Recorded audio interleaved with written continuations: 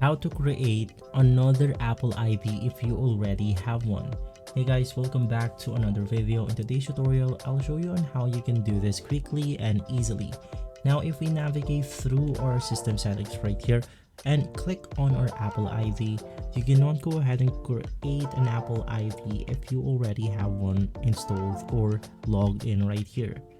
Now, to go ahead and get around this feature, you want to navigate through your browser, and from here you can just go ahead and search for Cloud Apple. From here, you want to navigate through the official website, which is iCloud.com.